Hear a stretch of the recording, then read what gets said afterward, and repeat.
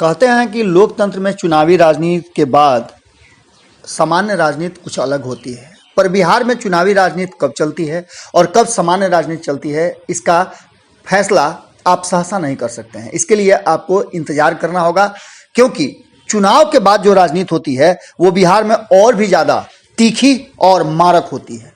आपने देखा होगा किस तरह से लगातार चुनाव के बाद चुनाव की तैयारियां शुरू हो जाती हैं, और ये परंपरा पिछले लगभग 20-25 सालों से चल रही है। इसकी शुरुआत भारतीय जनता पार्टी ने की थी। भारतीय जनता पार्टी चुनाव खत्म होते ही चुनावी मोड में फिर से आ जाती है और किसी न किसी राज्य में या फिर देश के चुनाव के लिए वो अपनी तैयारियां शुरू कर देती है। उसका एक विंग है जो लगातार इसके लिए काम करता है। सुशील मोदी बिहार की राजनीति को पिछले लगभग 30 वर्षों से देख रहे हैं, चाहे वो विरोध की राजनीति किए हों लालू प्रसाद के, या फिर छात्र राजनीति में लालू प्रसाद के साथ चले हों। जब लालू प्रसाद को सत्ता से हटाया गया तो उस समय भी नीतीश कुमार और सुशील मोदी की जोड़ी कारगर थी। बिहार के उप मुख्यमंत्री सुशील कुमार मोदी इस बार के चुनाव में प्रदर्शन किस तरह का हुआ यह भी आपने देखा। इसमें योगदान कितना था सुशील मोदी का यह भी आपने देखा।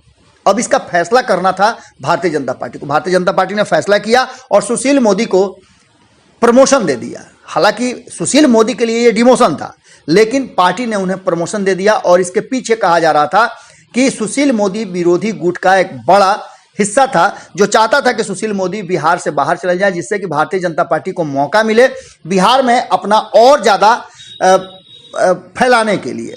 क्योंकि आपको पता है कि इस बार सुशील मोदी की पार्टी भारतीय जनता पार्टी ने नीतीश कुमार को पछाड़ दिया था। अब तक वो पिछलग्गू थी, लेकिन इस बार वो नीतीश कुमार से ज़्यादा सीटें लेकर के आई थी। सुशील मोदी को केंद्र में भेज दिया गया, राज्यसभा का सदस्य बने, और उसके बाद ये कहा जाने लगा कि नीतीश और सुशील मोदी काल का अंत हो गया। सुशील मोदी का बिहार से अब नाता कट गया। लेकिन सुशील मोदी को उनके पद से हटा करके भारतीय जनता पार्टी चैन से कैसे रह सकती थी। सुशील मोदी लगातार बिहार की राजनीति में सक्रिय रहे, पर उनकी उपयोगिता कम थी।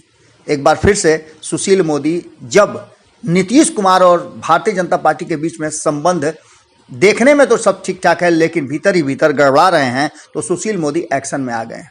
एक्शन में आकर के उन्होंने वो कारण और हेतु को ही समाप्त करने का फिर से बीड़ा उठा लिया है, जो 2015 से लेकर 2017 तक उन्होंने किया था।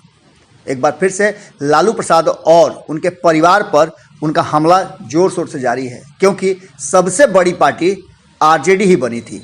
और बार बार भारतीय जनता पार्टी को ऐसा लगता है कि कहीं नीतीश कुमार फिर से उस खेमे में न चल जाए, इसलिए लगातार सुशील मोदी अब एक्शन में है।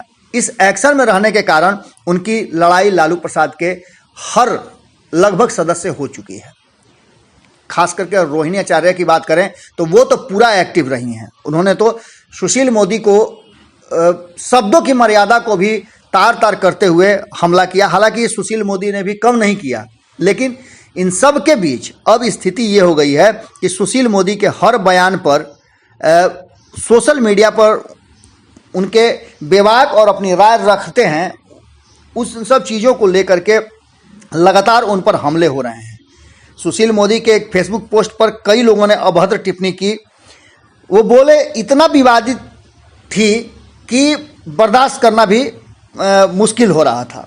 इसको लेकर सुशील मोदी की नई टीम जो है, जिसमें भाजपा युवा मोर्चा है और सुशील मोदी का आज भी एक गुट काम करता है, उस गुट को ही कहा जा रहा है कि सुशील मोदी के खिलाफ टिप्पणी करने वालों लगभग 20 लोगों पर एफआईआर दर्ज किया गया है। सुशील मोदी के खिलाफ लगातार इस तरह की टिप्पणी की जा रही थी। ऐसी घटनाएं कम होने की बजाय और बढ़ रही थी। ऐसे में यह चिंता का विषय बन गया था कि यही कारण और इसी तरह का स्थिति रहा तो स्थितियां और खराब हो सकती हैं। इसको लेकर के नगर थाने में आवेदन दिया गया है। आरोपियों के खिलाफ आईपीसी आईटी एक्ट के विभिन्न धाराओं के तहत एफआईआर दर्ज की गई है। आपको बता दें कि इसको करने वाले हैं राणा यशवंत प्रताप सिंह, जो प्रदेश प्रवक्ता और भाजपा युवा मोर्चा के सदस्य हैं।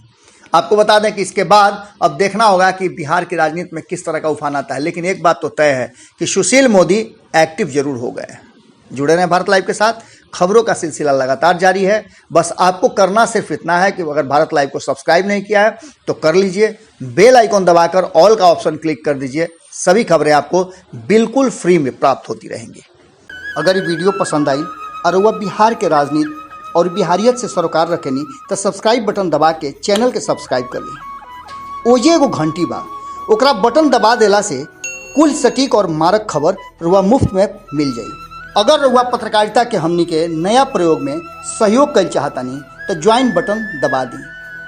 पेटीएम नंबर नोट कर ली 9386816700। धन्यवाद।